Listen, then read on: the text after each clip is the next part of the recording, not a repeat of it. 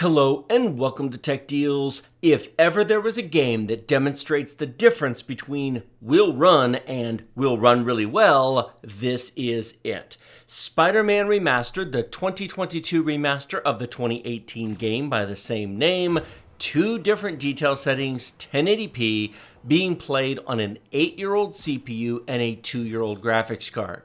Do you have something from 2015 or 2016? Do you want to drop in a $230 RX 6600 and get some awesome, amazing gameplay experiences in new AAA games? Well, you probably need a computer upgrade because this is not going to do it. But it will run well enough that A, you can do it and you can make it work. B, you can think it runs really well when it really doesn't. And C, I'm going to crush all your hopes and dreams here in a minute and show you what an i7 8700K does, because holy smokes, the difference in the frame time graph is amazing. You're looking at high detail right now. Low detail will be in just a minute. And if you look at the upper left-hand corner, this is very important. The CPU is tasked to capacity. It's nearly at 100% with 4 cores, 4 threads, no hyper-threading on this i5. Basically, all 4 cores are in full use. The graphics card is bored. Not only is the graphics card not at 100% use, its clock speed is throttling as well. One of the features of AMD's cards for energy conservation is that they don't just use less percentage of the card, but they will actually lower their voltage and clock speeds in order to save on electricity. Take a look at the power consumption here. We're pulling between 30 and 50 watts of power most of the time from our RX 6600. This is a graphics card with an 8-pin PCI Express power connector, and yet basically it is completely wasted here. This computer is unable to make effective use of this graphics card. Now, we are playing at 1080p high detail. If you crank it to 1440p Ultra, to be sure the graphics card utilization will go up. But it will become a worse experience because the frame time graph will get worse. The overall game performance will get worse because there's more data to work with at 1440p Ultra, and the i5 6500 is already fully loaded. Really, you need a new CPU. But I have no doubt that there are people out there who say, well, I've got this CPU, it loaded up, it worked. I don't understand. What are you talking about? My frame rate may not be 60 frames per second, but it's playable. I'm getting in the 40s to 50s. My 1% loads are in the 30s. I can control the game. Heck, this is better than a PlayStation 4. What you talking about, Willis? This is what we're talking about. This is an i7 8700K 1080p high detail. And look at that frame time graph. It is smooth as butter. Now, I can hear you all already saying, but it's not the same video card. It doesn't matter. Neither graphics card is being fully utilized.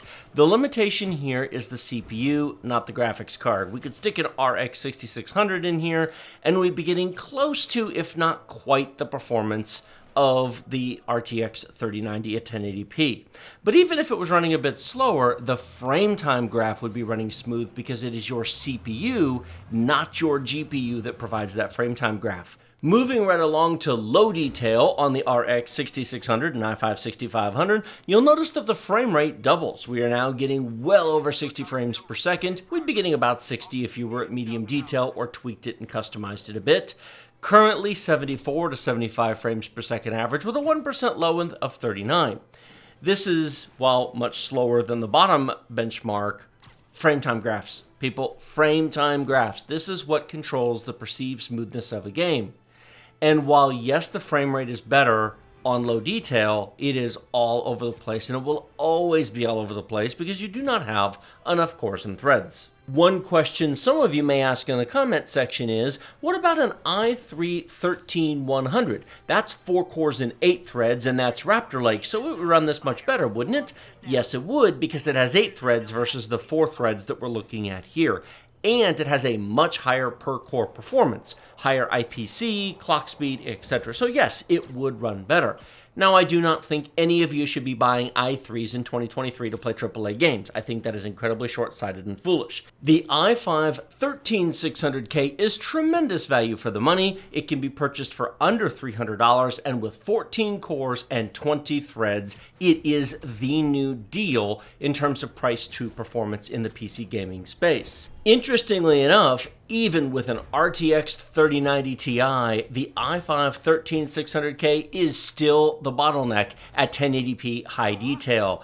Notice the 3090 Ti is not at 100% usage. Really, all these fancy new graphics cards are kind of wasted if you're playing at 1080p. But if you've got a 1440p high refresh rate monitor, a 4K monitor, an ultra-wide 1440p monitor, then yes, they're wonderful. Otherwise, they're a complete waste of money. The RX 6700 XT for $360 is by far the deal if you're looking for something in the mid-range space with premium 1080p performance. Just not on an i5 6500.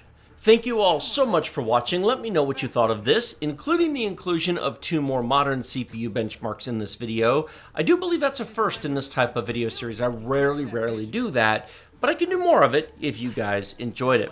Now, I do not have an RX 6600 installed on a more modern CPU like that in this game to show you, or of course I would have shown you.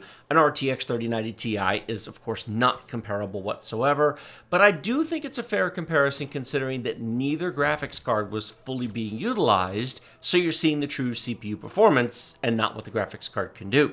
Thanks so much for watching. I will see all of you next time.